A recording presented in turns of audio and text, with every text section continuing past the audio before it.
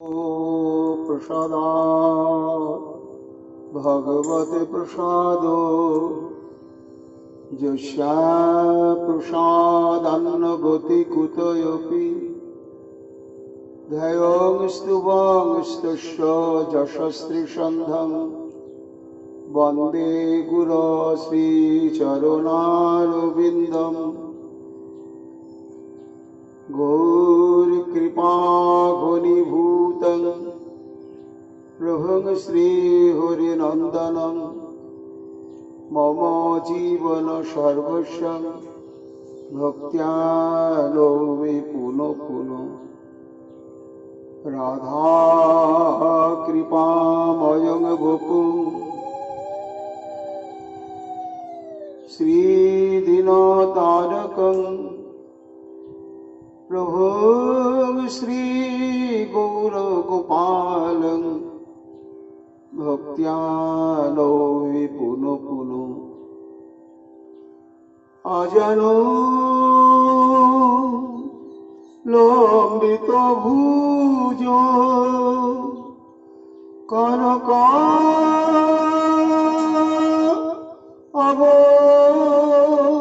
कनकावदातो संकीर्तनैकपितरो कमलायताक्षो विश्वाम्भरो द्विजवरो जुगोधर्मो कालो वन्दे जगत् प्रियकारो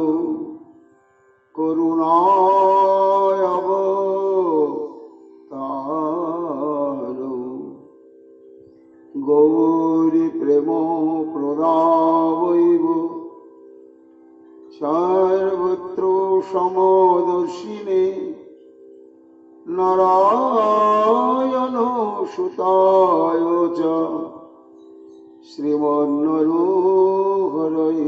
नमः बर्हापीडभिरामं मृगमदतिलकं कुण्डलाक्रान्तगण्डं कञ्जाक्षं कुम्भकण्ठं स्मितसुभगमुखं सादरनस्तवेनुं श्यामं शान्तं त्रिभंगं रविकरो वसनभूषितं वैजयन्त्या वन्दे वृन्दावनस्थयुवतिशतवृतं ब्रह्मगोपालवेशम् नमो नलिननेत्राय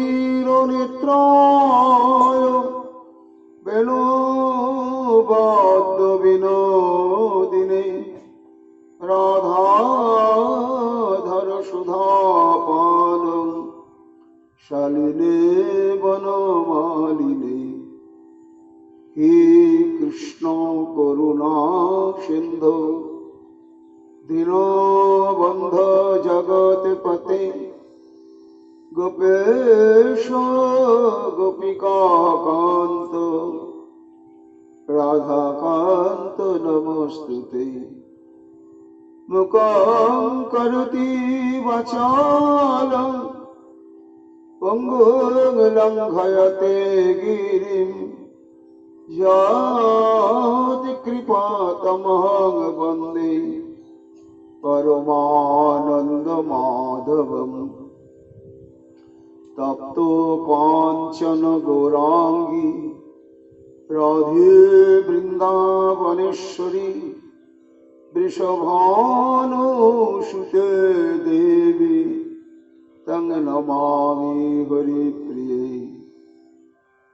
महाभावस्वरूपं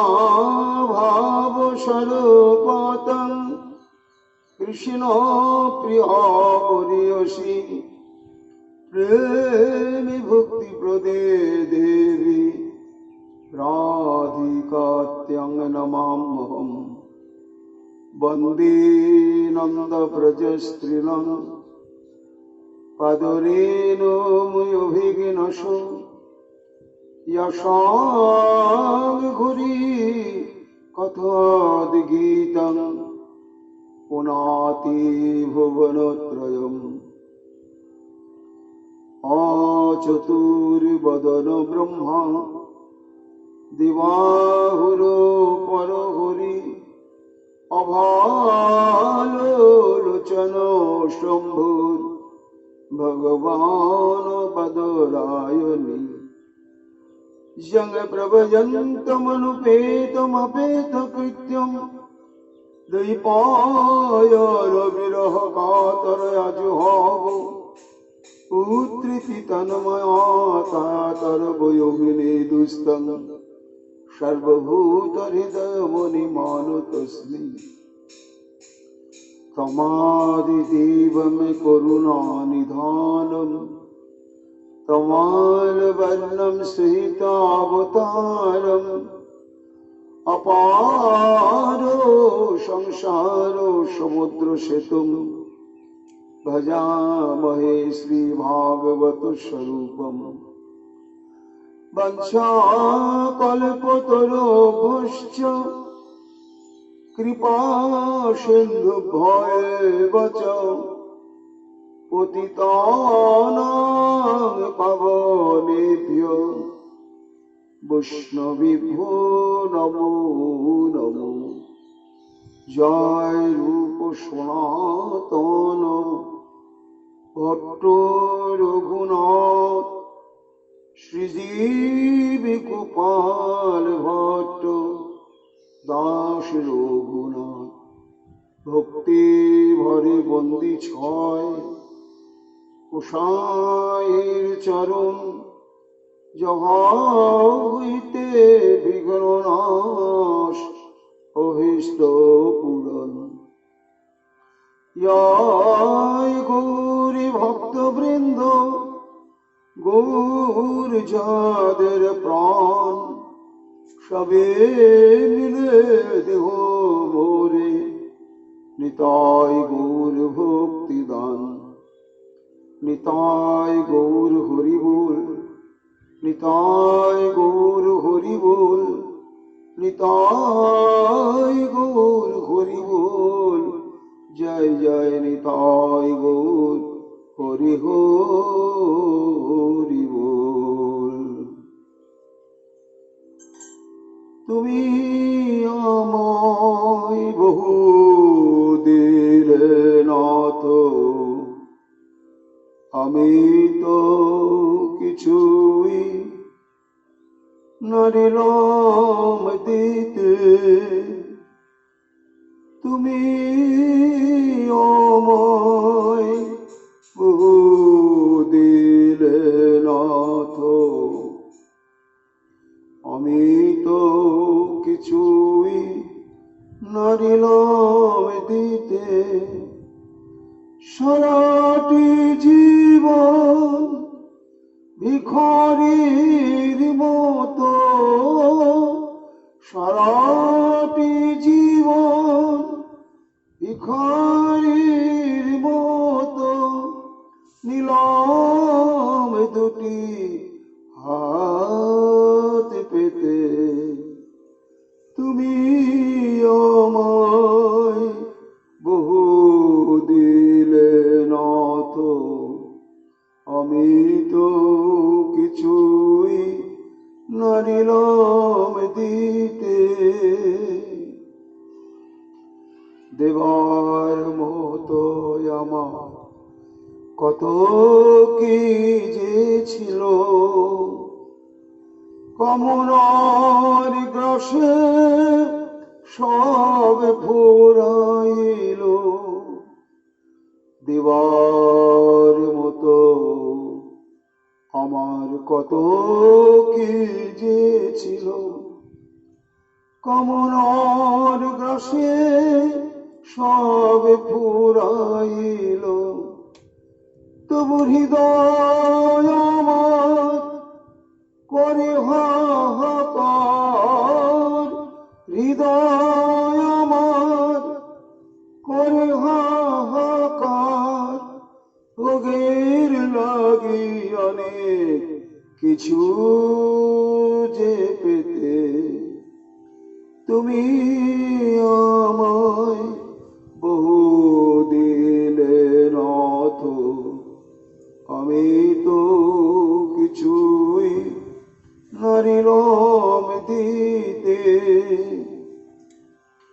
সুন্দর দেহ ইন্দ্রিয় গণ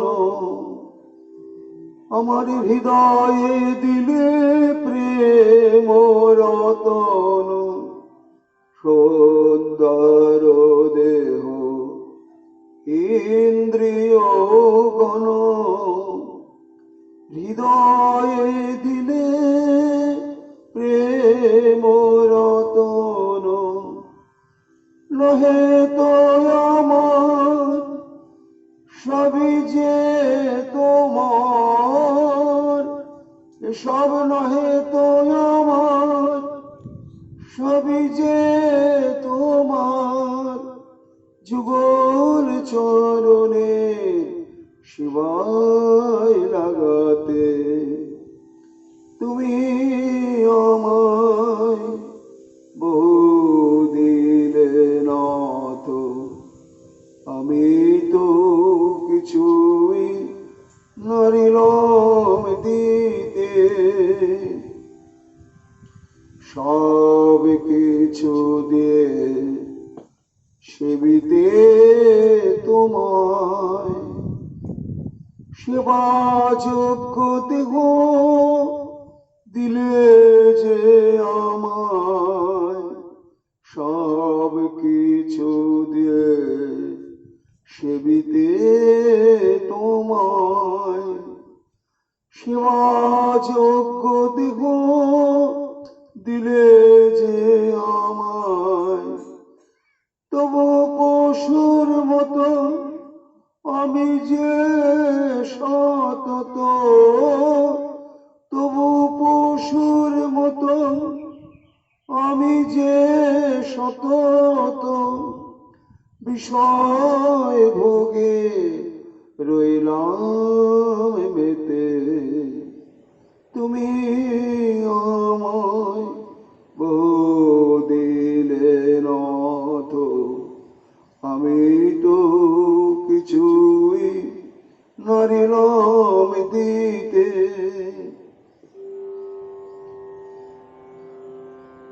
তুমি আমায় বহু দিলে নাথ দিয়ে দিয়ে কেন লালসা বাড়াও অনেক দিয়েছ সব কেড়ে নাও দিয়ে দিয়ে কেন লালসা বাড়াও অনেক দিয়েছ সব কেড়ে নাও শুধু পদ সেবায় মতি থাকুক দিবারাতি তবু পদ সেবায় মতি থাকুক দিবারাতি স্বরূপ দামোদর দাসের চিতে তুমি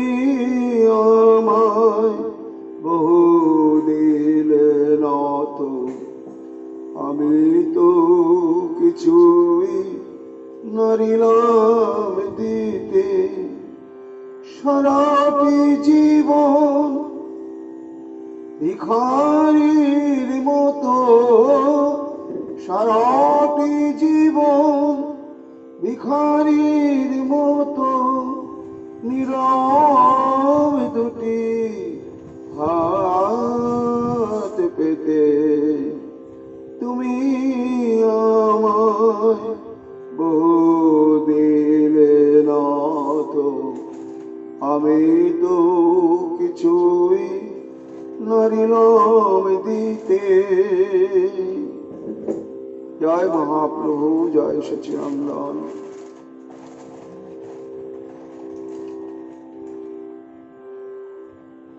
अथ गावश्च गोपाश्च निदाघ आतप पीडितः दुष्टं जलं पुपुस्तस्य तृष्णार्ताविषदूषिता सर्ववेदांत सार পুরাণ চক্রবর্তী শ্রী শ্রীমদ্ ভাগবত মহাপুরাণের দশম স্কন্ধে ষোড়শ অধ্যায়।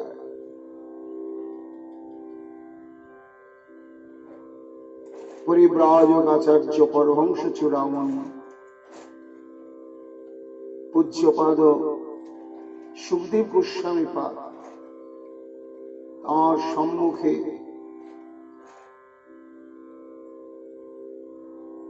উপবিষ্ট মহারাজ পরীক্ষিত, যার সপ্তাহ কাল মধ্যেই নিশ্চিত মৃত্যু। জীবনের মুখ্য কর্তব্যই হচ্ছে কৃষ্ণানুশীলন, কৃষ্ণ সম্প্রাপ্তি।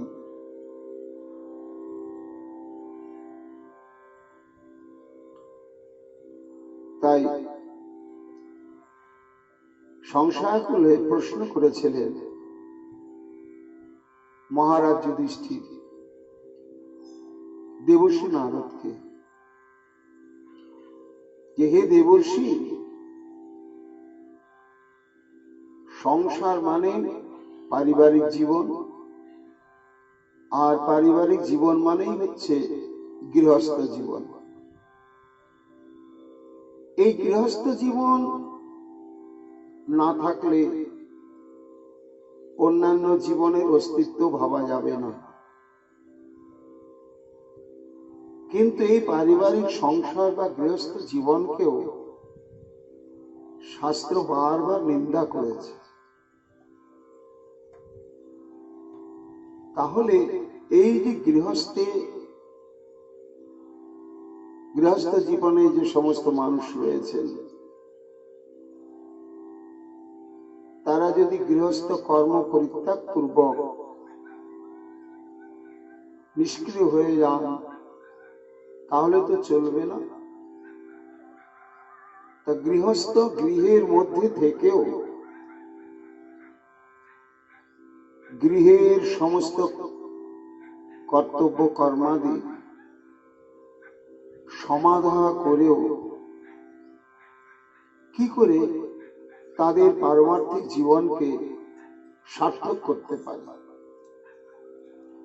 হে দেবর্ষি নারদ, এই বিষয়ে আমার সম্যক জানার ইচ্ছা। কেন সমাজে গৃহস্থ মানুষের সংখ্যা তো বেশি, আর গৃহস্থ হয়ে যদি সন্ন্যাসীর ন্যায় আচরণ করে, তাহলে তো গৃহস্থ ধর্মের অস্তিত্ব থাকবে না। তাহলে গৃহস্থ ধর্মের অস্তিত্বকে বজায় রেখেও কি করে জীবনকে কৃষ্ণ ভজনের পথে পারমার্থিক উদ্দেশ্য সাধনের পথে সুপ্রতিষ্ঠিত করা যায়, তার উত্তর দিতে গিয়ে দেবর্ষি নারদ বললেন, গৃহেশ্বস্থিত রাজন ক্রিয়াঃ কুর্বন যথোচিতঃ বাসুদেবার্পণম সাক্ষাৎ উপাসিত মহামুনিম।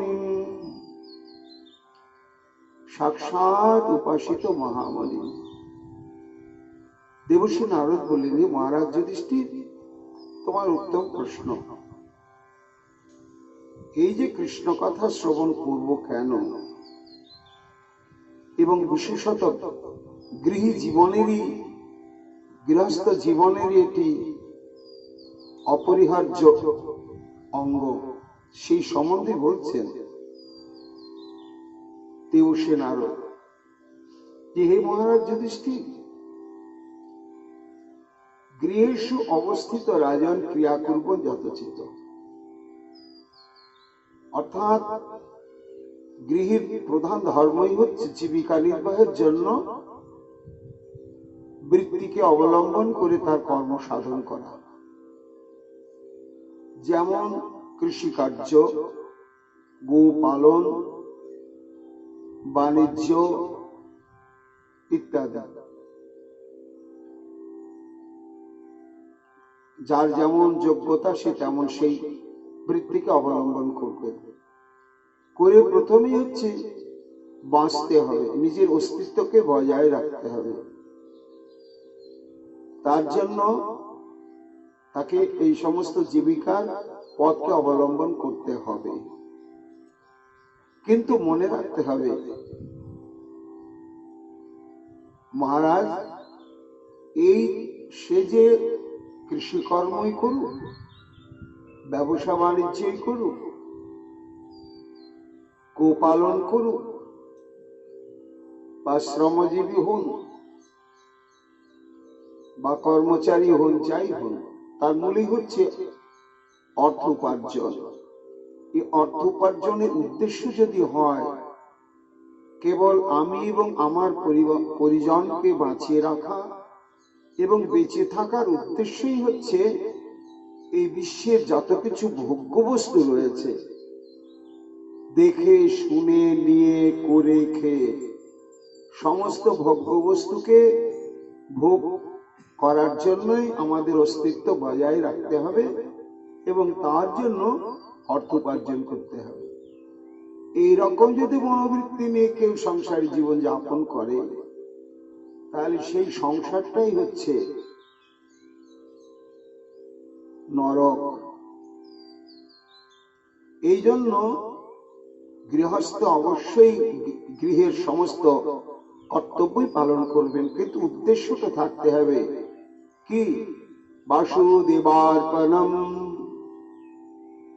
বাসুদেব এতে চাংশ কলা পুংস কৃষ্ণস্থ ভগবান স্বয়ং, সেই গোবিন্দের সেবার উদ্দেশ্যে তাকে নিবেদন করে তাঁর প্রসাদী দ্রব্যের দ্বারা নিজেদের জীবন নির্বাহ করতে হবে। অর্থাৎ আমি যা কিছু ভোগ করব সেগুলো প্রত্যক্ষ নয়, ভগবান শ্রীকৃষ্ণের প্রসাদী। অর্থাৎ আমি, প্রসাদ মানে হচ্ছে কৃপা, আবার প্রসাদ মানে হচ্ছে উচ্ছিষ্ট। আমরা বাঁচবো, বাঁচতে গেলে যা কিছু ভোজন ইত্যাদি বিষয় গ্রহণ সবই আমরা প্রসাদী। এই প্রসাদী দ্রব্যের দ্বারা নিজের জীবিকা নির্বাহ। এতে কি হচ্ছে না, শরীরটা হয়ে যাচ্ছে শুদ্ধ সত্যময়। আর প্রসাদ শব্দে কৃপা, যিনি নিত্য সমস্ত বস্তুই, যা কিছু আমরা নিজেরা ভোগ করি সমস্ত বস্তুই যিনি শ্রীকৃষ্ণকে নিবেদন করে সে নিবেদিত দ্রব্য ব্যবহার করেন, তখনই কি হয় না, সেই নিবেদিত বস্তু প্রসাদী বস্তুর সঙ্গে সঙ্গে ভগবান শ্রীকৃষ্ণের অপরিসীম প্রসাদ বা কৃপা তার মধ্যে ঝরে পড়ে এবং সেটি আমার জীবনে প্রভাব বিস্তার করে। এই জন্য গৃহস্থ মানুষ যারা, তারা সর্বক্ষণ চিন্তা করবেন যে আমাদের সংসারের একজন মালিক রয়েছেন, আমরা তার অধীনস্থ। যা কিছু উপার্জন করব তার কৃতার্থে এবং তাকে আগে উৎসর্গ করব, করার পরে আমরা নিজেরা ভোগ করব।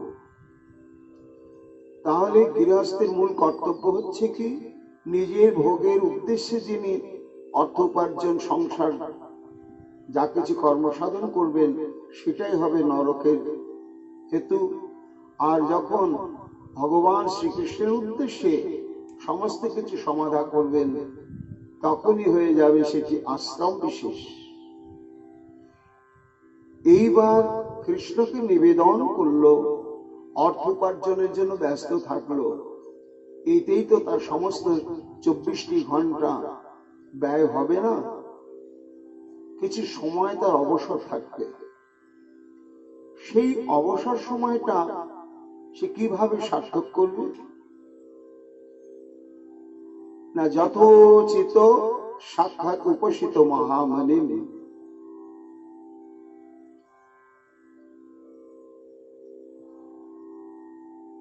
অর্থাৎ মহামণি হচ্ছে যারা তত্ত্বজ্ঞ ভগবত অনুভূতি সম্পন্ন সাধু বা মহান, এমন সাধু বা মহান তাদের সেবা করবেন। তাহলে প্রথম হচ্ছে আমার সংসার হবে একমাত্র শ্রীকৃষ্ণের জন্য। আর কার জন্য? না, শ্রীকৃষ্ণের চরণাশ্রিত নির্মৎসর চিত্ত যে সমস্ত ভুবন পাবন পরম ভাগবতগণ রয়েছেন তাদের সেবার জন্য। তাহলে সেই সংসারটা, তার মধ্যে যদি পাপ পুণ্য কিছু হয়, আর হবেও, সংসার করতে গেলে জীবনে যে ছোটখাটো পাপ হবে না বা মিথ্যে কথা বলবো না তা না, কিন্তু ভগবান বলেছেন মন নিমিত্তং কৃতং পাপং ধর্মায় কল্পতে। কেউ যদি মন প্রাণ একাগ্র করে নিশ্চিত বিশ্বাসের সঙ্গে আমার সেবার জন্য সে কর্মসাধন করে চলেছে এবং সেই কর্মের দ্বারা লব্ধ বস্তু বিন্দুমাত্র যে গ্রহণ না করে যে ভগবত চরণ উৎসর্গ করে, এইরকম ব্যক্তি যদি কিছু ছোটখাটো পাপও করে ফেলেন, ভগবান নিজেই বলছেন সেটা আমি পাপের মধ্যে ধরি না। কেন না, ওটা সংশোধন হয়ে গেল। উদ্দেশ্যটা হচ্ছে আমি মন নিমিত্তং কৃতং পাপম। তাহলে এইবার যে সময়টা বাঁচবে সেটা কি করা হবে? শ্রীরণ ভগবত অভীক্ষ্ণম অবতার কথামৃতম শ্রদ্ধান যথাকালম উপাসন্ত জনাবৃত। দেবর্ষি নারদ বলছেন, মহারাজ যুধিষ্ঠির, তাহলে বুঝতে পারলেন প্রথম কর্তব্য হচ্ছে প্রত্যেকটা গৃহস্থ যে আমি অর্থ উপার্জন করছি একমাত্র আমার ইষ্টদেব শ্রী রাধা মাধবের জন্য। দ্বিতীয় হচ্ছে কি, তাঁর চরণাশ্রিত নির্মৎসর চিত্ত যে সমস্ত নিষ্কিঞ্চন সাধুবৃন্দ রয়েছে তাদের সেবার জন্য।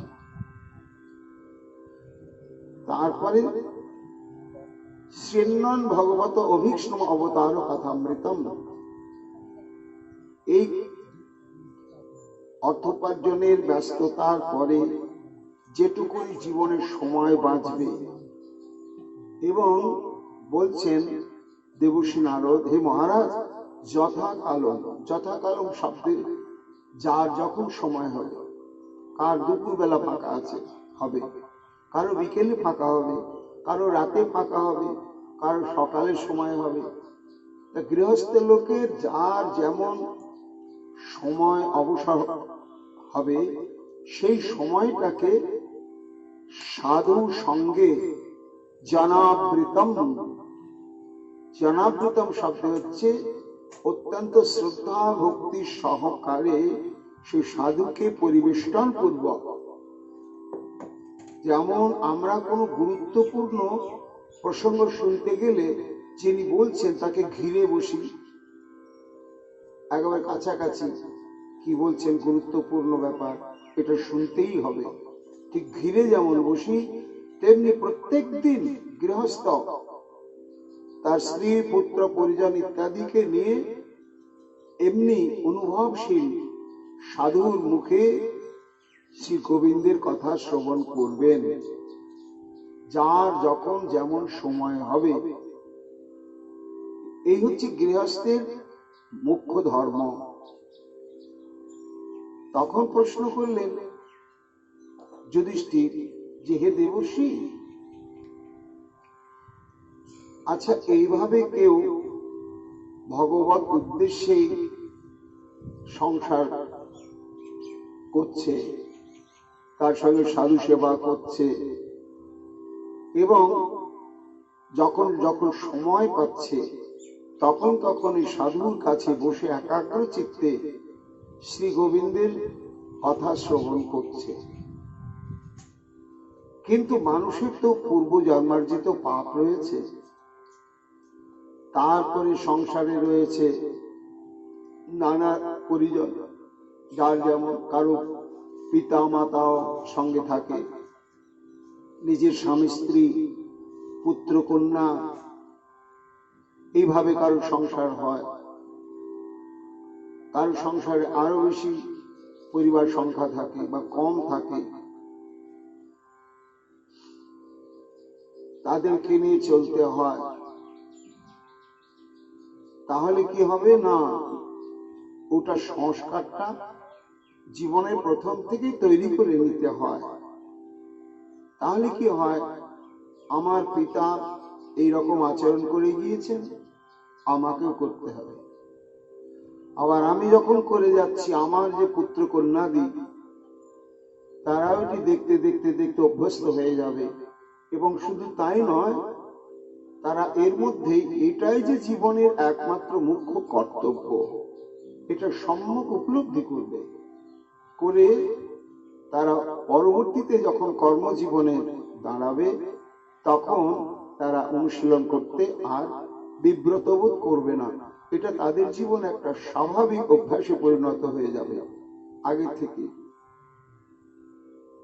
ঠিক তার সঙ্গে সঙ্গে কি হবে মহারাজ, না ওই যে তুমি জানতে চাইছো যে মানুষের আছে কর্মবন্ধন, আসক্তি।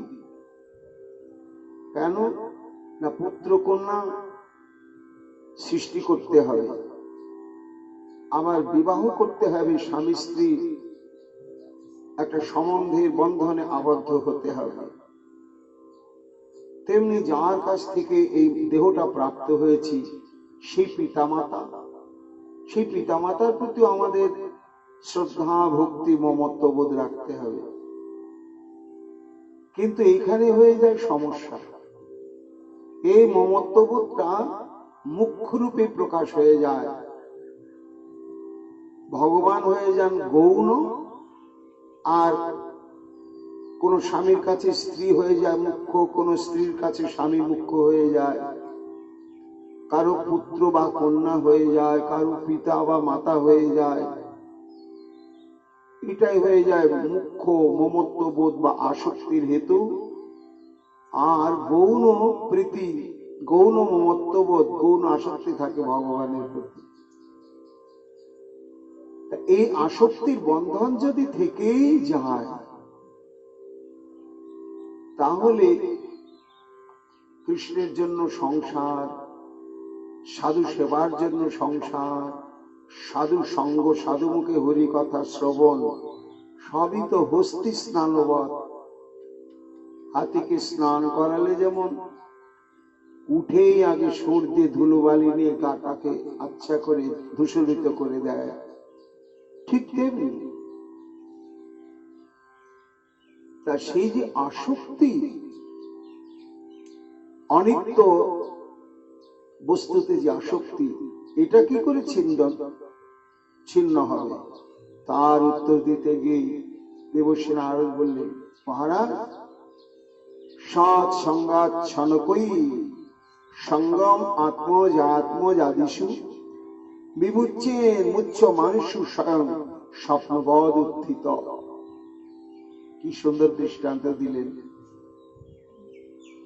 যে গৃহস্থগণ এইভাবে যদি অকপট চিত্তে নিজেদের কর্মফল ভোগ করতে করতে কৃষ্ণের উদ্দেশ্যে সংসার নির্বাহ করেন এবং সাধুর সেবা করেন, আর সাধুর মুখে এই ভাগবতী কথা শ্রবণ, এই তিনটি বস্তুতে যদি, তিনটি কর্মসাধনে যদি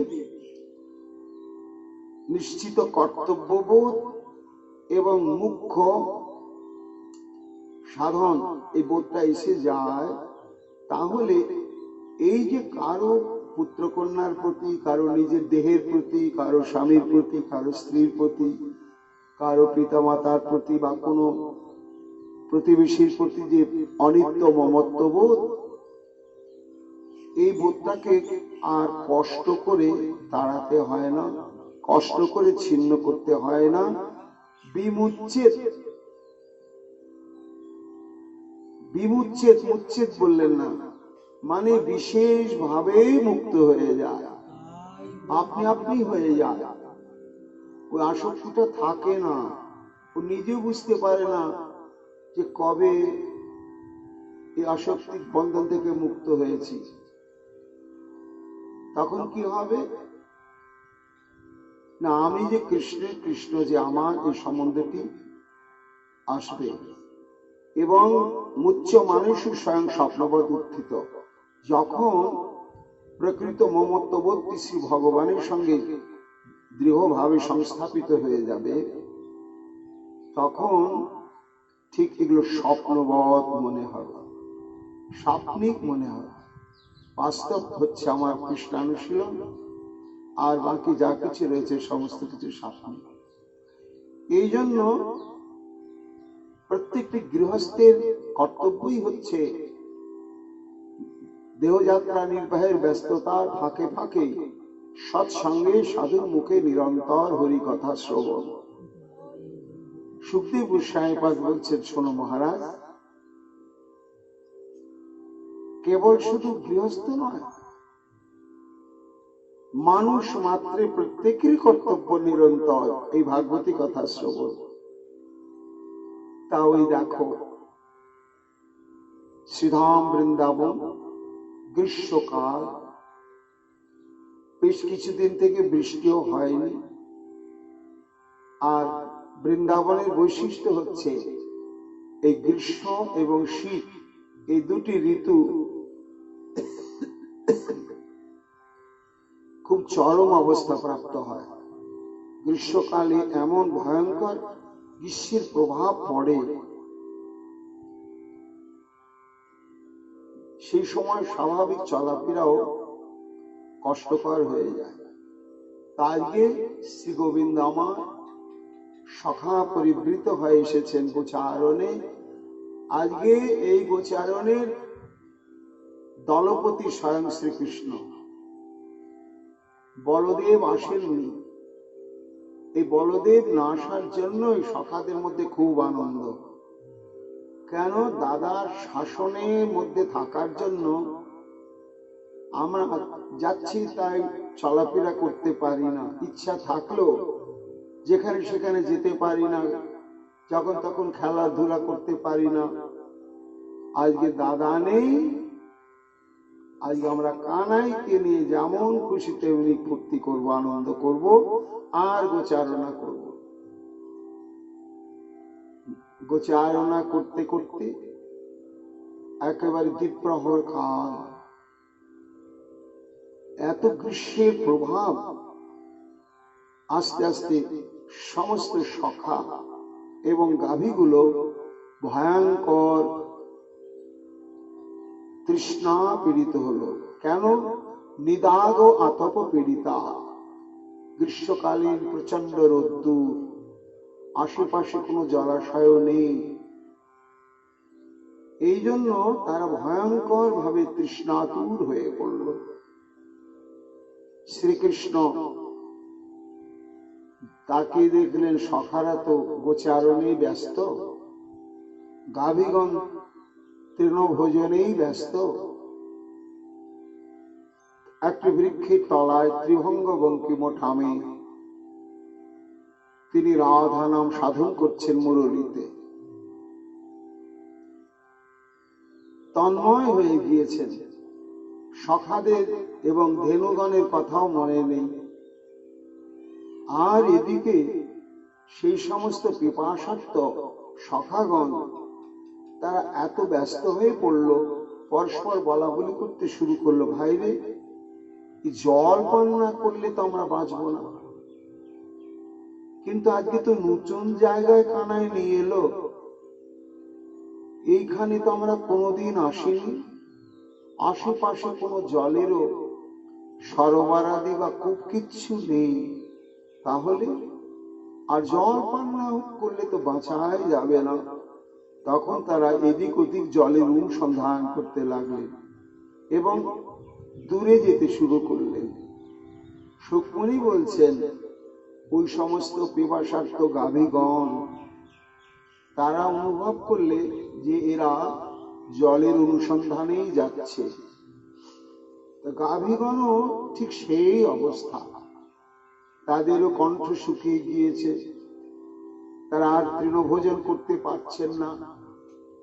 এবং স্বাভাবিকভাবে হাম্বা হাম্বা রব প্রকাশ করতে পারছেন না, তাদের কণ্ঠটা এমন ভাবে বিশুষ্ক হয়ে গিয়েছে। হঠাৎ তারা তাকিয়ে দেখছে সখাগণ ছুটছে, নিশ্চয় ওরা জলের অনুসন্ধানে ছুটছে, তাহলে আমরাও যাই। কাবলি শ্যামলি কালী কমলি পিয়ালি ইত্যাদি ইত্যাদি সমস্ত ধেনুগণ ওই সখাদের অনুসরণ করবে। কোথায় জল অনুসন্ধান করতে করতে হঠাৎ একটা সখা বলছে, ওই দেখ বহু দূরে কি জলের তরঙ্গ, দেখ নীল জলের তরঙ্গ, মনে হচ্ছে বিশাল সরোবর।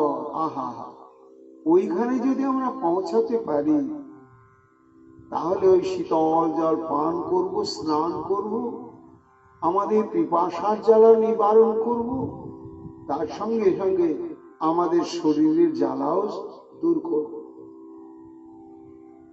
তারা পৌঁছালো সেখানে। হ্যাঁ, বিশাল সরোবর, এবং সরোবরের এক প্রান্ত আবার কালিন্দী সংলগ্ন, যমুনা সংলগ্ন। কিন্তু আর তাদের ধৈর্য হলো না, চলো চলো সবাইকে স্নান করি, পান করি। অনেকে একেবারে ব্যস্ত হয়ে জলের মধ্যেই নেমে পড়ল।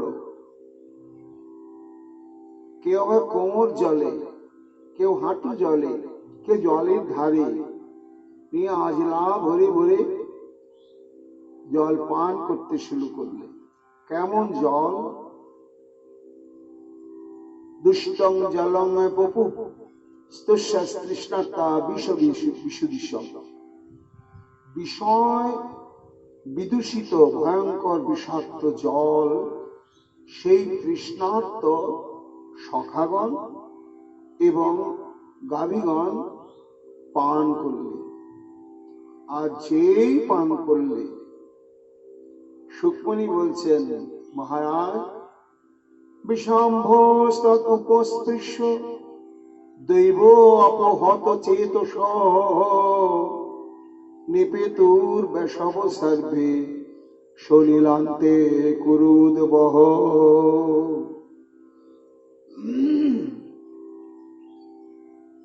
সেই জলটা ছিল ভয়ঙ্কর উগ্র বিষাক্ত। আর যেই পান করলে সঙ্গে সঙ্গে তাদের কি হলো? নিপেতুর বেশব সর্বে, সবাই প্রাণ শূন্য হয়ে গেল, শরীর থেকে প্রাণবায়ুটা বেরিয়ে গেল। দৈব অপহত চেতসা, একটি শব্দ এখানে দিয়েছেন দৈব, অর্থাৎ যেন দৈব কর্তৃক ওরা আকৃষ্ট হয়ে গেল। কে যেন একেবারে বিষাক্ত কালির হ্রদের দিকে তাদেরকে আকর্ষণ করে টেনে নিয়ে চলে এলো। এই দৈবটা কি? কোন দৈব? দুটো কারণ আছে, একটি আমাদের জন্য আর একটি ভগবানের জন্য। ভগবানের জন্য কি না, আজ এই দৈবটাই হচ্ছে ভগবানের লীলা বিস্তার শক্তি। কেন না, এদেরকে যদি এই বিষাক্ত জল পান না করানো না হয়, তাহলে যে গম্ভীর রহস্যময় এবং বহু তাৎপর্যময় এই কালী দমন লীলা প্রসঙ্গ বিশ্বে প্রচারিত হবে না। সেই লীলা প্রসঙ্গ যাতে জগতের কল্যাণের জন্য প্রচারিত হয়, তাই লীলা শক্তি যেন দৈব রূপে তাদেরকে আকর্ষণ করে ওইদিকে নিয়ে গেল। আর জীবের দিক থেকে কি না, এই দেখো কেমন তাদের দৈব, তারা কৃষ্ণের সঙ্গে আছে এবং তারা নিশ্চিত রূপে জানে যে কৃষ্ণের কাছে আবদার করার সঙ্গে সঙ্গে কোনোটা অপূর্ণ থাকে না। কানাই তৃষ্ণা পেয়েছে ভাই জল, সঙ্গে সঙ্গে কানাই ব্যবস্থা করে। কানাই ভয়ঙ্কর খিদে পেয়েছে ভাই, কানাই সঙ্গে সঙ্গে ব্যবস্থা করে, এটা তারা জানে। কিন্তু জানা সত্ত্বেও সেই জানা বিশ্বাস, তাদের চিরদিনের জানা স্বভাব আজকে ভুল হয়ে গেল। এটাই দৈব। কেন ভুল হলো? না জগৎকে শিক্ষা দেওয়ার জন্য। এরা যেমন দৈব ক্রমে কৃষ্ণ স্মৃতি ভুলে গেল, যে কৃষ্ণের কাছে গিয়ে বলি কানাই রে জল তৃষ্ণা পেয়েছে, তা বলতে পারলে না। এই যে বিস্মৃতি, এই বিস্মৃতির হেতু হচ্ছে এদের কাছে লীলা শক্তি, আর জীবের কাছে হচ্ছে মায়া।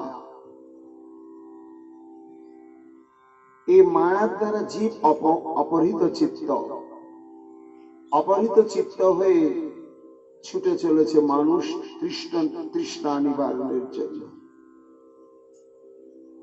কিন্তু পরিণাম কি? না নিপেতু বেশব সর্বে সলিলান্তে কুরুদ্বহ। ওই জল পান করার সঙ্গে সঙ্গে তখন তাদের মৃত্যু সমাগত হয়ে গেল। তো যখন মৃত্যু সমাগত হয়ে গেল, তখন তারা বুঝতে পারলে আমরা আর কানাইয়ের কাছে ফিরে যেতে পারবো না, এইখানে আমাদের জীবনের শেষ। ক্রমে ক্রমে প্রাণ বায়ুটা কণ্ঠের দিকে চলে আসছে। তখন তাদের একটা চেতনা জাগলো, যা হবার তা তো হয়েই গেল। কিন্তু জানি না আমরা এই বয়সে কোন সুকৃতি, কোন সৌভাগ্য, কোন মহতের কৃপাশীর্বাদ প্রাপ্ত হয়েছিলাম, তাই কানাইয়ের মতো সখা আমরা প্রাপ্ত হয়েছিলাম। কিন্তু এহেন সখাকে প্রাপ্ত হয়েও আজকে নিয়তি আমাদেরকে দেহ ত্যাগ করে চলে যেতেই হচ্ছে, আর যেতে হবেই। হয়তো এই বয়সে এখনই আমরা মারা পড়ছি, কিন্তু পরিণত বয়সে তো আমরা মারা পড়তাম না। নিশ্চিত মৃত্যু। কিন্তু এই সংবাদ তো কানাইকে আমরা দিতে পারলাম না, কানাইকে আমরা বলে আসিনি, কানাইকে আমরা জানিয়ে আসিনি। এই জগৎ আমরা জানতাম কানাইকে বললে সবই পাওয়া যায়, কিন্তু ভুলে গেলাম এই নিজের তৃষ্ণা নিবারণ করার সমাধান সূত্রটা নিজেরাই হাতে তুলে নিলাম। নিয়ে কোথায় এলাম? এই ভয়ঙ্কর উগ্র বিষপূর্ণ এই কালীয় হ্রদে। তারপর অমৃত মনে করে পান করতে গিয়ে আমাদের মৃত্যু চিরনিশ্চিত হয়ে গেল। মহাজন বলছেন, এই দেখো এই কালীয় হ্রদের দিকে আমরা ছুটছি, জীব ওদের তো একটা পিপাসা, শুধু জল পানের পিপাসা, আর আমাদের অনন্ত পিপাসা। এই অনন্ত পিপাসার মধ্যে মুখ্য পাঁচটি পিপাসা: চক্ষু, কর্ণ, নাসিকা, জিহ্বা এবং ত্বক। এই পাঁচটি ইন্দ্রিয় আমাদের ভেতরে তীব্র পাঁচটি পিপাসাকে জাগিয়ে আমাদেরকে টানছে। আর এই পাঁচটি পিপাসা নিবারণ করবার জন্য, ভোগ্যবস্তু আস্বাদন করে তৃষ্ণা নিবৃত্তির জন্য আমরা একটা হ্রদের মধ্যে এসে পড়েছি। সেই হ্রদটার নাম কি?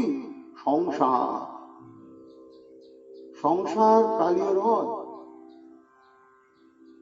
এটি ভগবান নিজে বলেছেন, মহাজনগণ বলেছেন।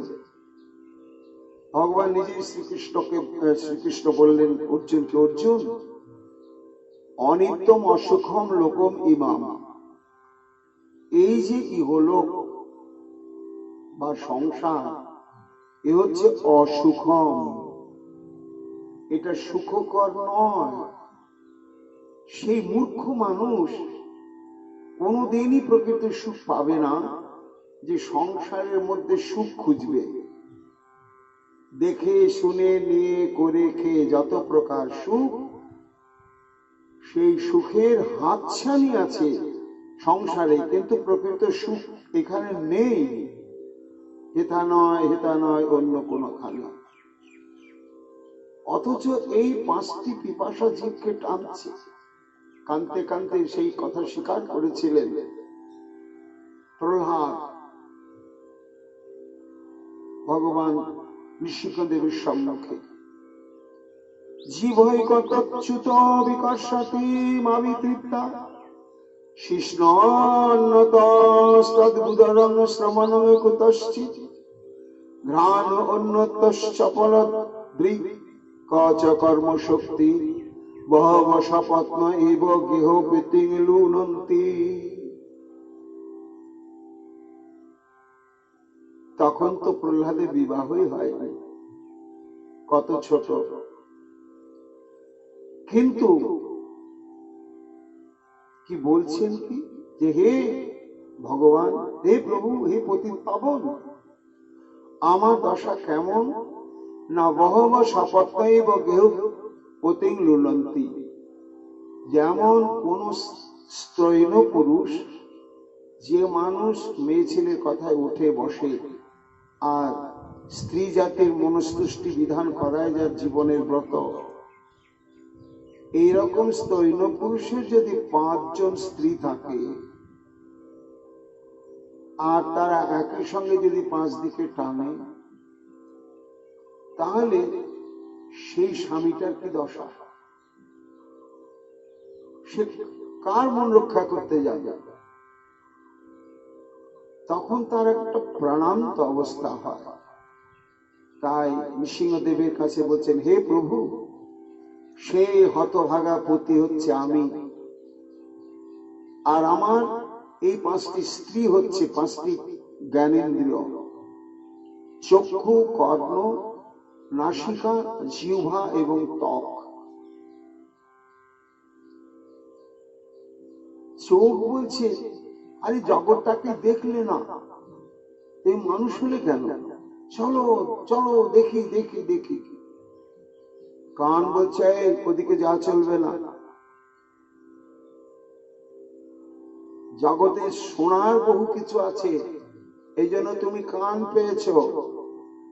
যত রকম শোনার বিষয় আছে সব শোনো, এই জন্য তুমি আমার অধীন হয়ে থাকো, ওদিকে যেতে পারবে না। এইভাবে নাসিকাও তাই বলছে, জিহ্বাও তাই বলছে, যে দেখাশোনার ধাঁধায় পড়ো না। পৃথিবীর বুকে যত রকম খাবার আছে সেগুলো চেখে খেয়ে দেখার জন্য ভগবান আমাদের জিহ্বা দিয়েছে। কাজে তুমি আমার দলে থাকো, আমি ছুটছি, চলো ভালো মন্দ শুধু খাবো, ভোগ করবো।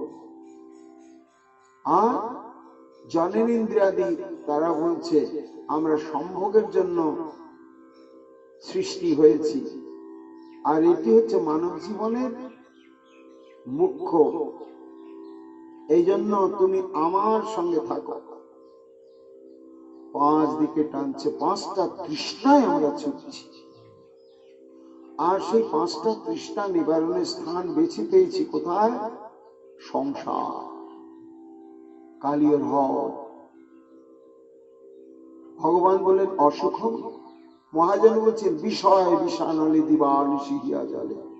সংসারটাকে বিষাক্ত অগ্নি। আবার বলছেন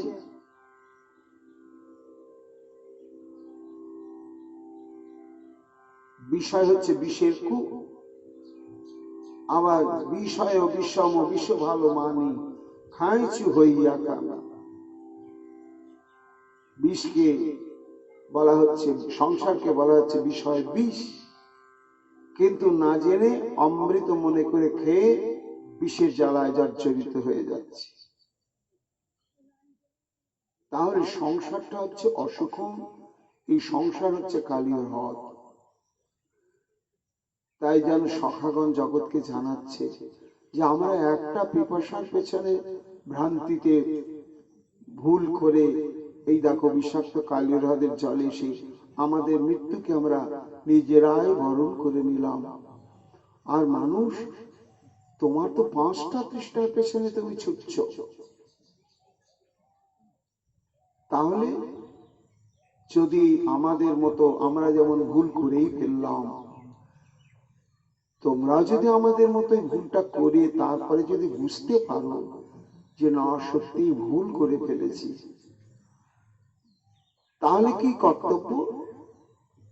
না, হ্যাঁ, তুমি যদি বুঝতেই পারো ভুল করে ফেলেছি, তখন সংশোধন তার হবে না, তবু শেষ একটু কর্তব্য আছে। কি? ওই যে প্রভু বলে রেখেছেন, অন্তকালে চ মামেব শরণ মুক্ত্বা কলেবরম যা প্রয়াতি সমদ্ভাবম জাতি নস্তত্র সংশয়। হে অর্জুন,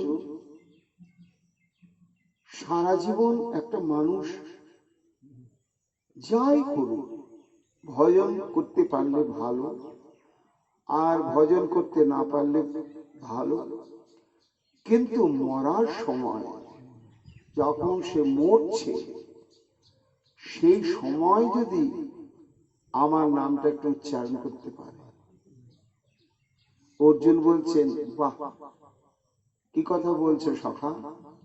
আরে অনেক সময় মরার সময় মানুষ বাকরহিত হয়ে যায়,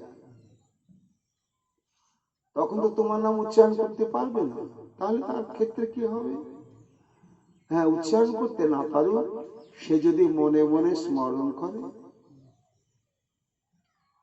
এই মনে মনে যদি স্মরণ করে, তাহলে কি হবে জানো? আমাকে স্মরণ করতে করতে যদি দেহ ত্যাগ করে,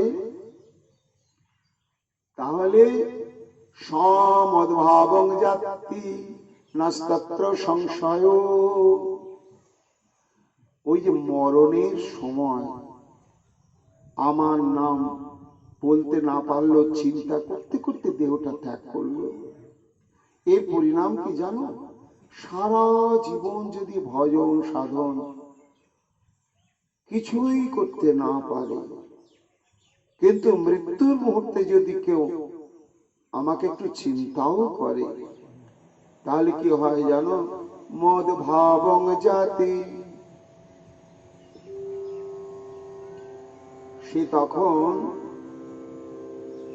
আমার ন্যায় সচ্চিদানন্দ স্বরূপ দেহ প্রাপ্ত হয় এবং আমার সেবাযোগ্য দেহ প্রাপ্ত হয়ে আমারই লোকে নির্দিষ্ট সেবা অধিকার নিয়ে সে তখন সেবানন্দে বিভোর হয়ে যায়। এই জন্য সখাগণ যেন জগৎকে বলছে যে আমরা তো ভুল করেই ফেললাম, আমাদের মতো জগৎ সংসারের মানুষ তোমরা যদি ভুল করো, তাহলে ওই যে ভগবান বলেছেন অর্জুনকে, অন্তকালে চ মামিব শরণ মুক্ত্বা কলেবরম, তাহলে অন্তকালে এই মুহূর্তে একটু তার নামটা স্মরণ করাই কর্তব্য। এবং শুধু স্মরণ নয়, ভাবতে ভাবতে স্মরণ করতে হবে। কাকে ভাবতে ভাবতে? না, সেই গোবিন্দকে। জং জং বাপ স্মরণ ভাবম তজন তন্তে কলেবরম তং তমে বৈতি কন্তেও সদা তদ্ভাব ভাবিতা। অক্ষর ব্রহ্মযোগ 8ম অধ্যায় ভগবান বলছেন, অর্জুন, প্রথম হচ্ছে যে আমাকে একটু চিন্তা করলো, এবং চিন্তা করবার সময় আমার কোন স্বরূপকে সে চিন্তা করলো, বা নিজের কোন স্বরূপকে চিন্তা করলো। যেমন যেমন মৃত্যুকালে মানুষ যেমন যেমন চিন্তা করবে, ঠিক তদনুরূপী দেহ আমি তাকে প্রদান করে থাকি। এইবার এই চিন্তা করার বিষয়টা নিয়ে বড় কঠিন। সেটা যদি পূর্ব থেকে আমরা অভ্যস্ত হয়ে না নিই, তাহলে কি হলো? জড়ভর এত বড় রাজর্ষি, যার সর্বেন্দ্রিয় সর্বক্ষণে নিয়োজিত ছিল ভগবত সেবায়, কিন্তু দৈবিচ্ছেষা গুণময়ী মম মায়া দূরত্বয়,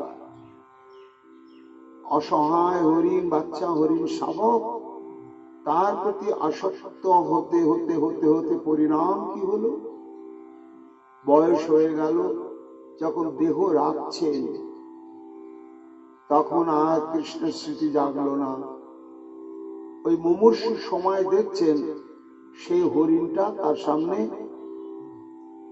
দাঁড়িয়ে আছে, তার চোখ দিয়ে ঝরঝর করে জল পড়ছে। কেন না পুত্রবৎ পালন করতেন হরিণটাকে। তাই মুমূর্ষু পিতার সামনে যেমন বেঁচে থাকা পুত্র এসে অসহায় ভাবে চোখের জল ফেলতে থাকে, ঠিক মৃত্যুকালে স্মৃতিপটে রাজর্ষি ভরত দেখতে পাচ্ছেন তার সেই পালিত হরিণটা এসে সেই সময় দাঁড়িয়ে আছে। এই দেখতে দেখতেই প্রাণটা চলে গেল। আর কি হলো না, সঙ্গে সঙ্গে হরিণ গর্ভে জন্মগ্রহণ হয়ে গেল। যার জন্য সকাল সকালে আমাদের ভজন শুরু করা উচিত এবং গুরুদেবের কাছ থেকে সিদ্ধ স্বরূপটি গ্রহণ করা দরকার। যে সিদ্ধ স্বরূপ ভাবতে ভাবতে ভাবতে ভাবতে আমরা সেখানে যাব এবং তদনুরূপী দেহ প্রাপ্ত হব। বৈষ্ণব ভজনটা হচ্ছে ভাবনার ভজন, ভাব সিদ্ধ হতে হয়। তাই জং জং ব্যাপী স্মরণ ভাবং তজন্তে কলবরম তং তামে বৈতি কন্তেও সদা তদ্ভাব ভাবনা। অর্জুন জিজ্ঞাসা করছেন, বাহ, শুনে আশ্বস্ত হলো সখা, যে মানুষ যদি মৃত্যুর মুহূর্তে তার ভেতরে অনুশোচনা জাগে যে হরি ভজনের জন্য আমার জন্ম হয়েছিল, আমি সারা জীবন হরি ভজন করলাম না, একটু হরি চিন্তা নিয়ে যদি দেহ ত্যাগ করে তাহলে তার পরাগতি লাভ হবে। তাহলে একটা প্রশ্ন এসে যাচ্ছে সখা, কি সারা জীবন ভজন সাধন করব না, সারা জীবন যা খুশি করব, আর মরণের সময়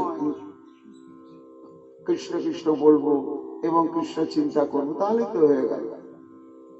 এই সারা জন্ম ধরে এই একাদশী করো, নিরামিষ ভোজন করো, এই প্রসাদ ভোজি হও, আজ এই তিথি কাল সেই তিথি, তারপরে যেখানে সেখানে যাওয়া নিষেধ, যাতা খাওয়া নিষেধ, যাতা বলা নিষেধ, এত ছাদন মাদনের ভিতরে যাওয়া দরকারটা কি?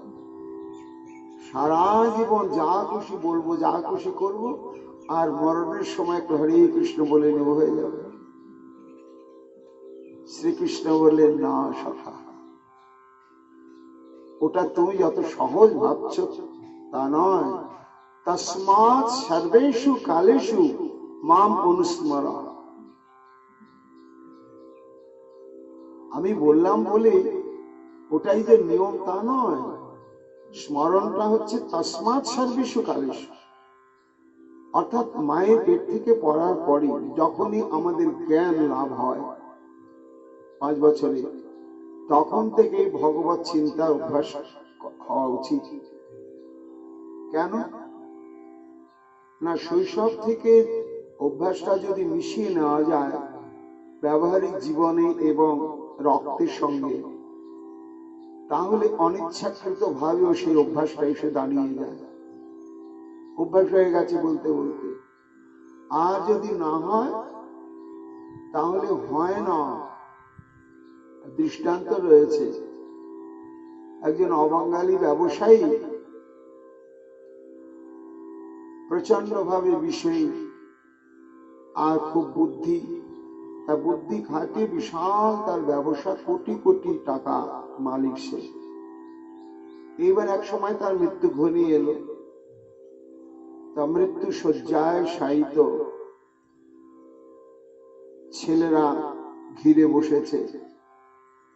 এখন ছেলেরা সৎসঙ্গ করে তারা ভগবত মহিমা, নাম মহিমা জেনেছে।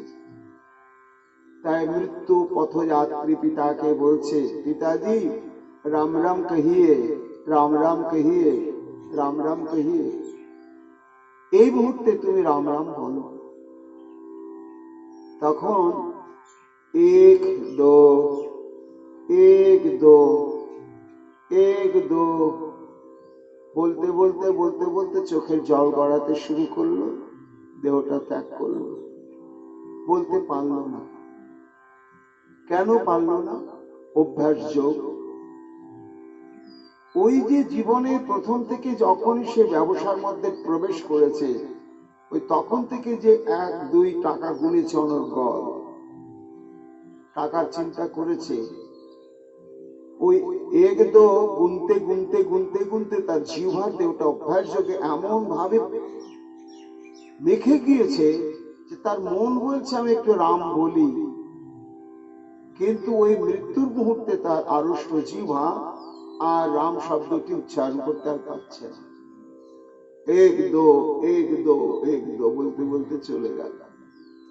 এই জন্য শ্রীকৃষ্ণ বলছে, দেখো অর্জুন, তা নয়, ওই মরণকালে স্মরণ করলেই আমি তাকে উদ্ধার করব, এই অপেক্ষায় যদি কেউ বসে থাকে তাহলে ভুল করবে। কেন? অভ্যাস যোগ। তস্মাৎ সর্বেষু কালেষু মাম অনুস্মর যুদ্ধ চ। সর্বক্ষণ আমাকে চিন্তা করতে করতে তুমি সংসার কুরুক্ষেত্রে যুদ্ধ চালিয়ে যাও। কেন? ময়্যার্পিত মনোবুদ্ধির মামেব শূন্য সংশয়। এই যে সর্বক্ষণ আমাকে স্মরণ করতে করতে তার চিত্ত হবে আমাগত, তার বাক শক্তি হবে আমাগত, আর তার শরীরটা হবে আমাগত।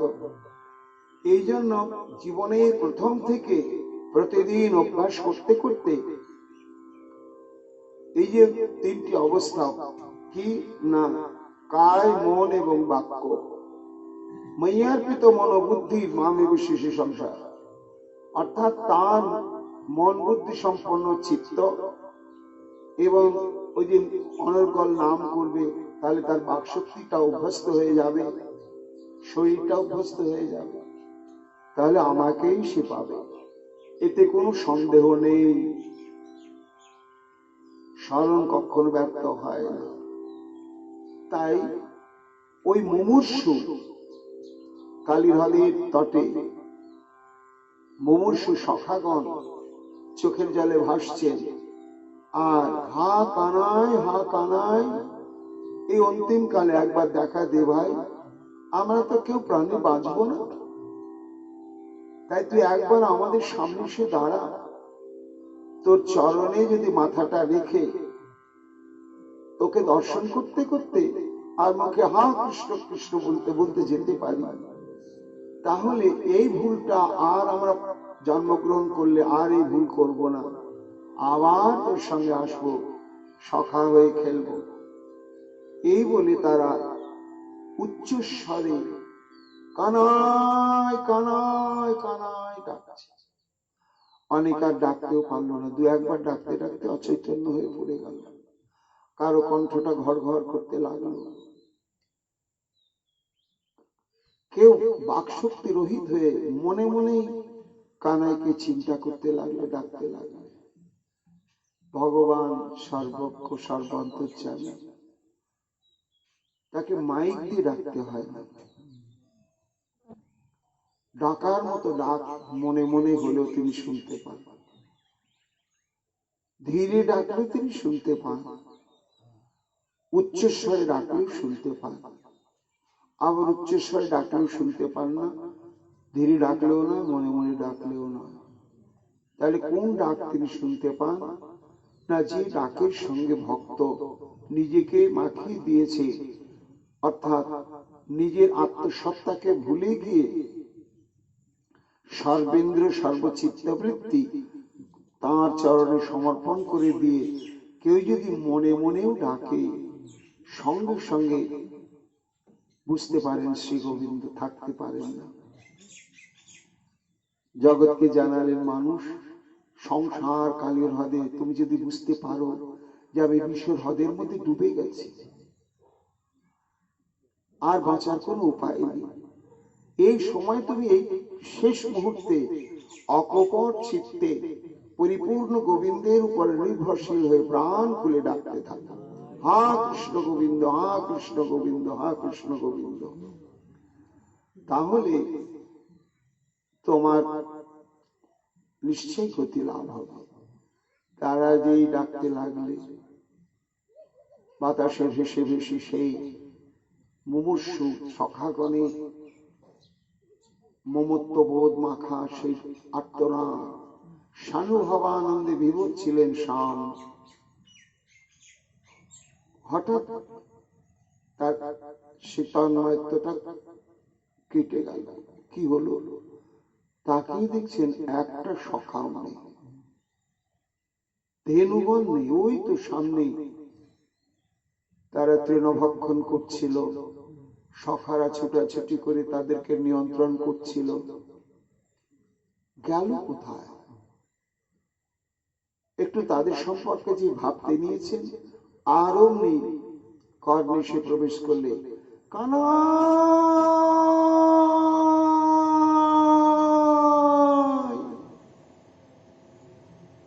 মুমূর্ষু আর্তের ডাক, এবং সেই ডাকের মধ্যে কোনো স্বার্থ নেই, কোনো কপটতা নেই, হৃদয় নিংড়ানো অনুরাগ মাখা ডাক। সঙ্গে সঙ্গে মনে পড়ল, বুঝতে পারলেন, ইস কি ভুল করলো না, নিশ্চয় পিপাসা পেয়েছে। আর এই পিপাসায় এরা কাতর হয়ে নিশ্চয় ছুটতে ছুটতে সেই কালীর হ্রদের দিকে গিয়েছে। আমি বলতে ভুলে গিয়েছিলাম, তোরা যেন ওই দিকটা কখনো যাসনি। আর এই সুযোগ তারা ওইখানে নিশ্চয় গিয়েছে, এবং নিশ্চয় সেই বিষ জলের প্রভাবে তাদের কিছু হয়েছে। সুখমণি বলছেন, মহারাজ দেখো,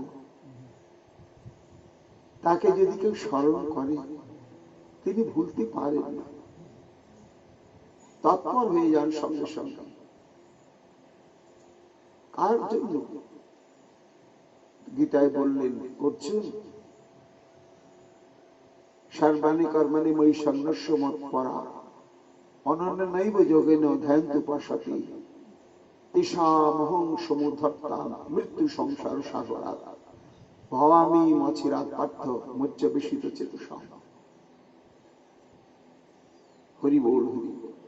যারা জীবনের সমস্ত কিছু কৃষ্ণের উদ্দেশ্যেই জানে, যাদের শ্বাস প্রশ্বাস শ্রীকৃষ্ণের বৃত্তার্থে অতিবাহিত হয়, এইরকম কৃষ্ণগত প্রাণ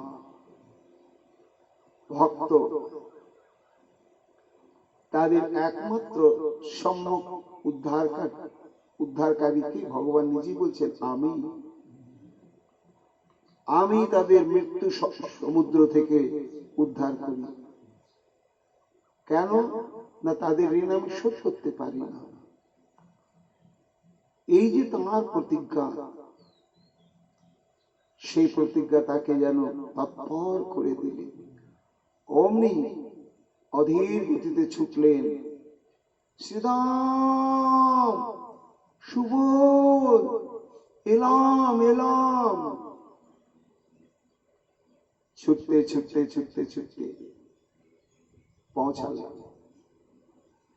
যখন পৌঁছালেন তখন সব শেষ।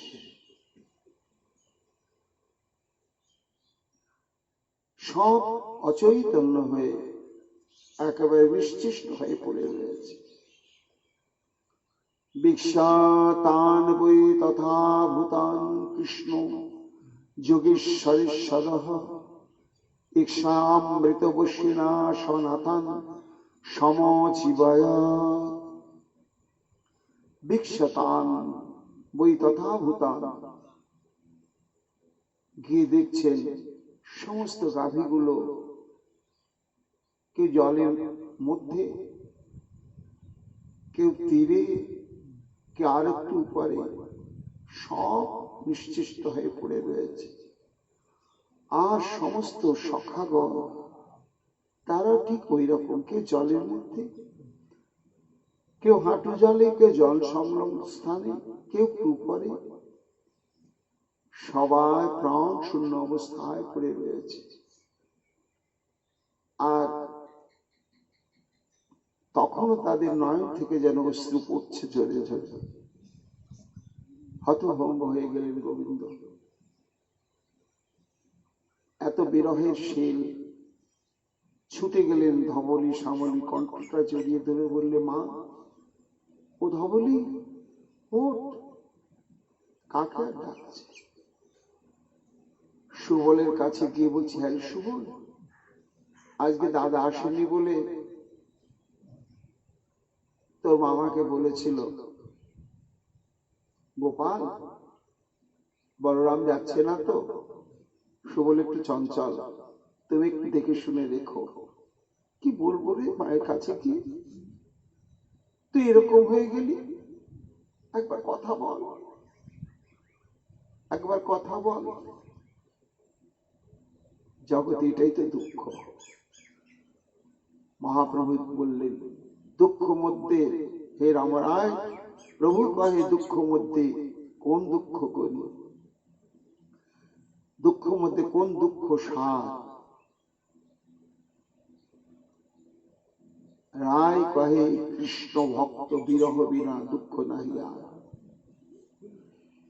কৃষ্ণের কাছে তার ভক্তের বিরহ,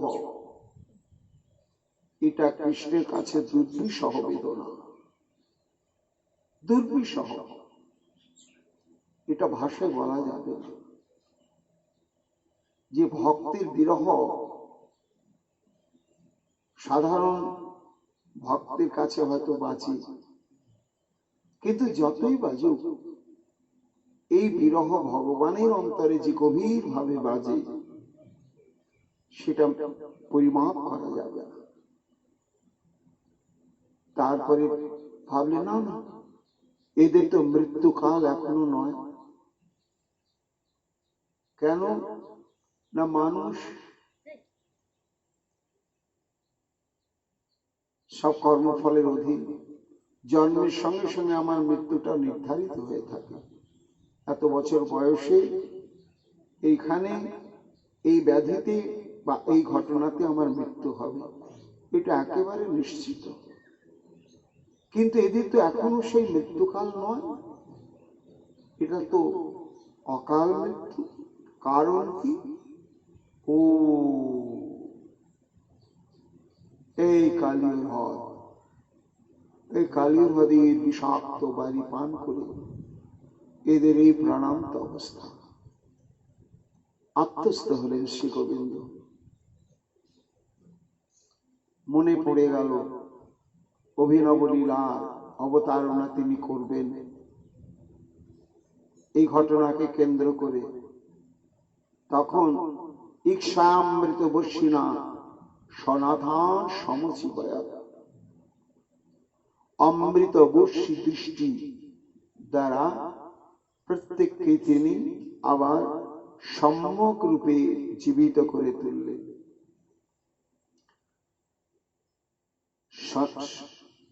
সঞ্জীবনী মন্ত্রের মতন সবাইকে দৃষ্টি সম্পাত এবং করকমলের স্পর্শ দিয়ে, এই ওর শ্রীরাম, এই সুবল, নাম ধরে ধরে ডাকছে। গাভীদেরকে স্পর্শ করে ডাকছে। সনাতন, তারা তো অনাথ নয়। গাভীগুলো তারা সনাত, অর্থাৎ তারা কৃষ্ণের সঙ্গে এসেছে, কৃষ্ণের সঙ্গে সর্বক্ষণ তারা থাকে। এবং এই গোপবালকগণ এরাও অনাথ না, সনাত। এদের ইহকাল পরকাল বিপদ আপদ যত কিছু, সব কিছু একমাত্র ত্রাণ কর্তাই হচ্ছেন শ্রী গোবিন্দ। তাই এরা কেউ অনাথ ছিল না, ছিল সনাত। শ্রী গোবিন্দ আমার অমৃত বর্ষী কৃপা দৃষ্টির দ্বারা, শুভ দৃষ্টির দ্বারা, জীবয়ত বললেন না সুকমণি, সমজীবয়ত, সম্যক রূপে তারা আবার সঞ্জীবিত হয়ে উঠল। কেন না, এতদিন তারা কৃষ্ণকে ভালোবাসত, সেই ভালোবাসা একটা অনুভবের মাপকাঠির মধ্যে ছিল। কিন্তু এইবার যখন তারা আবার পুনর্জীবিত হলো, তখন তারা কৃষ্ণকে আরো অদ্ভুত ভাবে অনুভব করলেন। সুখমণি বলছেন, মহারাজ, তে সম্প্রতি স্মৃতয় সমুত্থায় জলান্তিকা আসন সুবিস্মিতা সর্বে বিশ্বমানা পরস্পরম। ধীরে ধীরে তারা চোখ খুলল। ঠিক ঘুম থেকে যেমন উঠে মানুষ, যদি কারো ঘুম হয়, ঝরঝরে ঘুম হয়ে গিয়েছে, তখন চোখটা খুলতে কোনো অসুবিধা হয় না, শরীরটা মেজমেজও করে না, একেবারে ঝেড়ে খেড়ে উঠে যায় নিশ্চিন্তে। ধীরে ধীরে সবাই ওইভাবে উঠে বসল। বসে তারা খুব বিস্মিত হয়ে গেল। প্রথমে বুঝতেই পারেনি ব্যাপারটা, কৃষ্ণকে তখন বুঝতে পারেনি। দেখছে একে অপরের দিকে, কেন স্মৃতিটা যাচ্ছে। কিছুক্ষণ আগে ওই তো শ্রীরাম দেখছে সুবল কি ছটফট করছিল, কি কাঁদছিল কৃষ্ণ কৃষ্ণ বলে, কিন্তু দাঁড়িয়ে আছে। ওই তো সখা গেল, তাই ওই গাভীগুলো কি হাম্বা হাম্বা করছিল, কি হাত পা ছুটছিল, ওই কৃষ্ণ যেদিকে রয়েছে সেই দিকে মুখটা করে। কিন্তু এখন তো দেখছি তারা সবাই সুস্থ। আমিও সেই দশায় প্রাপ্ত হয়েছিলাম, তাই আমরা কি করে সুস্থ হলাম? মরে গিয়েছিলাম, এই স্মৃতিটা তাদের একেবারে জেগে উঠল। কেন সুস্থ হলাম, কি করে হলাম, চিন্তা করতে লাগলাম। অন্নামংশত তদ্রাজন গোবিন্দানুগৃহীতম পিত্বা বিশং পরিতস্য পুনরুত্থানম আত্মানম। তারা বেশ কিছুক্ষণ আশ্চর্যান্বিত হয়ে একে অপরের দিকে তাকিয়ে থাকল। তারপরে সবার দৃষ্টি পড়ল কৃষ্ণের দিকে। কৃষ্ণ দাঁড়িয়ে রয়েছেন সবার দিকে তাকিয়ে, নয়নটা তার ছলছল। তখন তাদের বুঝতে বাকি রইল না যে আমরা মরে গিয়েছিলাম, এবং সত্যি মরে গিয়েছিলাম ওই বিষাক্ত বাড়ি পান করে এবং স্পর্শ করে। আমাদের একেবারে নিশ্চিত মৃত্যু হয়েছিল, কিন্তু আমরা আবার বেঁচে উঠলাম কি করে, অসাধ্য সাধন হলো কি করে? গোবিন্দানুগ্রহে ক্ষিতাম, একমাত্র আমাদের ভাই কানাই। এই কানাইয়ের যে অপরিসীম স্নেহ, অপরিসীম করুণা, এই অপরিসীম স্নেহ করুণার ফলেতে প্রভাবে আমরা আবার পুনর্জীবিত হলাম। পুনরুত্থান আত্মানম। এখন আমরা নিজের চেষ্টাতে বেশ নড়াচড়া করতে পারছি, ছুটাছুটি করতে পারছি। এটা একমাত্র কানাইয়ের জন্য সম্ভব হলো, না হলে হতো না। তখন সুখমণি বলছেন, কানাইকে দেখার পরে তারা নিশ্চিত বুঝতে পারলেন যে তাদের বেঁচে ওঠার একমাত্র কারণই হচ্ছে কানাই। সুখমণি বলছেন, মহারাজ এই দেখো, কি দেখালেন জগৎকে এরা, যে অন্তিম কালে তুমি যদি তাকে স্মরণ করতে পারো, তাহলে দেখো ভগবান ঠিক ছুটে এসে আবার তোমাকে কৃষ্ণ ভজন যজ্ঞ দেহটি প্রদান করবেন, একেবারে নিশ্চিত করবেন। তারা তখন এদিক ওদিক তাকাতে তাকাতে সবার মধ্যে একটা অনুপ্রেরণা এসে গেল যে আমাদের প্রাণদাতা হচ্ছে একমাত্র কানাই। তখন সবাই ছুটে এলো, এমনকি গাভীগুলো পর্যন্ত। সে কঠিন অবস্থা, সবাই একই সঙ্গে কানাইকে আদর করতে চাইছে, বুকে ধরতে চাইছে। আর গাইগুলো কৃষ্ণকে আদর করবে তাই জিভটাকে উল্টো করে অঙ্গ চাটছে। কিন্তু এতগুলো কাবি একসঙ্গে যদি চাটতে নেয়, এতগুলো সখা যদি একসঙ্গে কানাইকে বুকে নিতে চায়, কি বিড়ম্বনা হয়। তাই একবারে হুটুপুটি শুরু হয়ে গেল। যে একটু স্পর্শ করলে, কানায় একটা অঙ্গুলিকেও স্পর্শ করে নিজেকে কৃতার্থ হাউ হাউ করে কাঁদতে শুরু করেছে। কানাই, কানাই রে, এতদিন জানতাম ভাই আমাদের জন্মদাতা পিতাই সব, গর্ভধারিণী মাতাই সব, আত্মীয় স্বজনই সব, কিন্তু আজকে ঘটনায় জানলাম কানাই তারা আমাদের সুখে দুঃখে থাকবে চিরকাল, কিন্তু যেদিন মৃত্যুকাল সমাগত হবে সেই দিন কিন্তু পিতাই বলো মাতাই বলো বন্ধু বান্ধব হিতাকাঙ্ক্ষী যাই বলো না কেন, ওরে কানাই তুই ছাড়া আপন বন্ধু আপন বান্ধব আর কেউ নেই, আপন বান্ধব আর কেউ নেই কানাই রে। তাই এখন থেকে তুই আমাদের যথা সর্বস্ব, তমেব মাতা চ পিতা তমেব বন্ধুস্য সখা, আজ থেকে তুই আমাদের সব, আর আমরা তোকে ভুলবো না কানাই, কোনদিন তোকে ভুলবো না। ক্ষুধা পা, পিপাসা পা, বিপদ আসুক, যা কিছু আসুক, তোর কাছে ছুটে যাব, প্রাণ খুলে তোর কাছে নিবেদন করব, তারপরে যা হবে তাই আমরা সেটা বরণ করে নেব, এই ভুল আমরা আর করব না।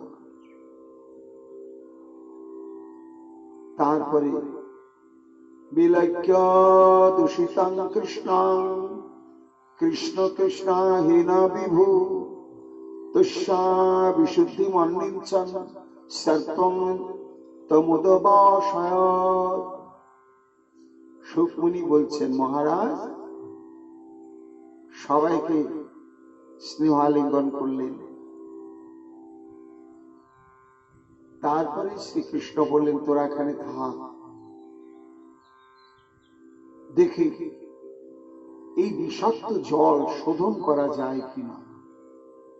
কেন আজ আমি সঙ্গে ছিলাম বা নাগালের মধ্যে ছিলাম, তোদের ডাক আমি শুনতে পেয়েছি, তাই আমি এলাম। কিন্তু কোনোদিন যদি আমি না আসি আর এই ভুলটা যদি তোরা আবার করে বসিস, তাহলে তো আবার তোরা মৃত্যু মুখে পতিত হবি, আমার সব চলে যাবে তোরা না থাকলে। তাহলে তাকালেন সেই হ্রদের দিকে শ্রীকৃষ্ণ, বিলক্ষ লক্ষ্য নয়, বিশেষভাবে তাকালেন। এই বিশেষভাবে তাকানোর মধ্যেও যেন একটা রহস্য, বিউপসর্গ। ভগবান এমনি যার দিকে তাকান তার সর্ববন্ধন খণ্ডন হয়ে যায়, বিদ্যতের হৃদয় গ্রন্থের সিদ্ধতে সর্বসংশয়। আবার বিশেষভাবে তাকাচ্ছেন, অর্থাৎ এই বিষাক্ত জলের একমাত্র কারণ যে কালীয় নাগ, এবং এই কালীয় নাগ তার নাম কেন? শুকমুনি বলছেন, কৃষ্ণাহীনা বিভু। কালীয় নাগ তার শরীরটা ভয়ঙ্কর কালো ছিল, কৃষ্ণ বর্ণ ছিল। এই কৃষ্ণ বর্ণ হওয়ার জন্য ওই নাগটার নাম হচ্ছে কালীয় নাগ। তা কালীয় নাগের প্রতি এবং হ্রদের প্রতি দৃষ্টি তাকানোর উদ্দেশ্য, বিশেষ দৃষ্টি তাকানোর উদ্দেশ্যই শুধু ওদেরকে শোধন করা নয়, সেটি হচ্ছে কিনা দুর্লভ প্রেম ভক্তি প্রদান করবেন। বিলক্ষ দূষিতাং কৃষ্ণাং কৃষ্ণ কৃষ্ণাহীনা বিভু তস্যা বিশুদ্ধি মন্নিচ্ছাম। সেই কালীয় হ্রদের বিষাক্ত জলকে বিশুদ্ধ করবার জন্য সর্পং তমোদবাসায়, তখন সেই ভয়ঙ্কর বিষাক্ত শতফণাধারী কালীয় নাগকে বৃন্দাবন থেকে বিতাড়িত করে দিয়ে সে কালীয় হ্রদের জলকে তিনি বিশুদ্ধ করে দিলেন। দিয়ে টিকাকারগণ বলছেন এইখানে যেন সুখদেব গোস্বামী পাদ কালীয় দমন লীলা শেষ করে দিলেন, আর বলছেন না কিছু। তস্যা বিশুদ্ধি মন্নিচ্ছন সর্পং তমোদ ভাষায়, কৃষ্ণ কালীরকে পরিশোধন করে কালীয়নাকে বিতাড়িত করে দিলেন। বলতে বলতে আর বলছেন না। সুখমুনি শুনছিলেন, শুনতে শুনতে গুরুদেবের দিকে তাকিয়ে দেখছেন কি আর বলছেন না কেন, এবং বললেন তো একেবারে শর্টকাটে সংক্ষিপ্ত ভাবে শেষ হয়ে গেল। এই লীলা তো এত সংক্ষিপ্ত নয়, নিশ্চয় লীলার মধ্যে কিছু গভীর তাৎপর্য রয়েছে। আর গুরুদেব তো আবিষ্ট হয়ে পড়েছেন। কেন আবিষ্ট হয়ে পড়েছেন? না, এই কালীয় দমন লীলা বড়ই গম্ভীর লীলা। এই লীলার সঙ্গে জড়িয়ে আছে কত ভাব। যে উদ্দেশ্যে ভগবানের এই বৃন্দাবন লীলা, ভৌম লীলা, পরকীয়া ভাবে বৈকুণ্ঠাতে নাই যে যে লীলার প্রচার, সেই লীলা করিব যাতে মোর চমৎকার। তো বৈকুণ্ঠাদি অর্থাৎ নিত্য গোলকাক্ষ বৃন্দাবনে কোন লীলা নেই যা এখানে হবে না? সেই লীলা হচ্ছে পূর্বরাগ। নিত্য গোলক বৃন্দাবনে সেখানে নিত্য অষ্টকাল লীলা হচ্ছে, সেখানে পূর্বরাগ নেই। কেন? সেখানে কৃষ্ণের জন্ম নেই। সেখানে নিত্য কিশোর স্বরূপ, রাধারানী নিত্য কিশোরী স্বরূপ। সেইভাবে নিত্য অনাদি অনন্ত কাল লীলা চলছে এবং চলবেই চলবে। তাহলে কোন লীলা আস্বাদনের জন্য না? এই যে অষ্টনায়িকা প্রকরণ, পূর্বরাগাদি, প্রবাস, গভীর বৈচিত্র্য, প্রেমের বৈচিত্র্যময় রস। এই যে পূর্বরাগ, রতির্যা সঙ্গমাত পূর্বং শ্রবণাদি যা তয়রুণ মিলতি প্রাগ্যে পূর্বরাগ সউচ্চতে, এটি হচ্ছে বড় আস্বাদন গোবিন্দের কাছেও, রাধারানীর কাছেও, রাধা দাসীগণের কাছে, সর্বোপরি লীলারস আস্বাদক মহাজনগণের কাছে। সুখমুনির মনে পড়ে গেল এই কালীয় দমন লীলাকে কেন্দ্র করে শ্রীকৃষ্ণের রাধারানীর সঙ্গে প্রথম পূর্বরাগ। সেই যে পূর্বরাগের দশা, 10টি দশা, সেই 10টি দশা শ্রীকৃষ্ণ কেমন বিকারভূত হয়েছেন, আমার রাধারানীও কেমন দশা প্রাপ্ত হয়েছেন, ওই কালীয় দমন লীলা বলতে গিয়ে সেই দিকে চিত্ত চলে গেল। ভাব আস্বাদন রাজ্যে ডুবে গেলেন। দ্বিতীয় আর একটি কারণ যে ভগবানের অসুর মারণ অনেক লীলায় বৃন্দাবনে পুতনা থেকে আরম্ভ হয়েছে, এবং ব্রহ্মাজি ভগবানের যত লীলা তার মধ্যে সর্বশ্রেষ্ঠ বলে ঘোষণা করেছেন পুতনা বধ লীলা। কেন না? এইভাবে অহৈতুকী কৃপা আর কেউ পায়নি। পুতনা কোন সুকৃতির সূত্রই নেই, অথচ তিনি এত কৃপা প্রাপ্ত হলেন। কিন্তু সুখমুনি এই কালীয় দমনকে ওই পুতনা বধ লীলার চাইতো গভীর তাৎপর্যময় এবং আস্বাদ্য রূপে দর্শন করলেন। কেন না? পুতনা যে সদ্গতি প্রাপ্ত হলেন ওই শরীরে নয়, ওই শরীরটা ত্যাগ করতে হলো। ত্যাগ করার পরে গিয়ে নিত্য গোলক বৃন্দাবনে জন্মগ্রহণ করে সেখানে মা যশোদার সান্নিধ্য প্রাপ্ত হয়, তিনি ধাত্রীগতি প্রাপ্ত হলেন। আর কালীয় না, এই বৃন্দাবনেতে তার ওই ভয়ঙ্কর ভীতি সঞ্চারক সর্পদেহেতেই তিনি শ্রী গোবিন্দের অভয় চরণারবিন্দ সরাসরি রূপে প্রাপ্ত হয়েছে। এই যে কালীয় নাগের প্রতি ভগবানের এই অহৈতুকী কৃপা বরিশন, এই ভাবতে ভাবতে আবিষ্ট হয়ে পড়েছে কালীয় নাগের সুকৃতির চিন্তা করে করে। এইসব কারণের জন্যই তাড়াতাড়ি লীলাটাকে সংক্ষিপ্তে শেষ করে দিলেন। তস্যায় বিশুদ্ধি অন্বিচ্ছন সর্পং তমোদ ভাষায়। মহারাজ পরীক্ষিত, তখন ভগবান ওই কালীয় নাগটাকে বৃন্দাবন থেকে অন্যত্র বিতাড়িত করে দিয়ে কালীভাগকে বিশুদ্ধ করে দিলেন, আর বলছেন না। তখন মহারাজ পরীক্ষিত দেখলেন, না, এ তো আমার আস্বাদন অপূর্ণ থেকে গেল।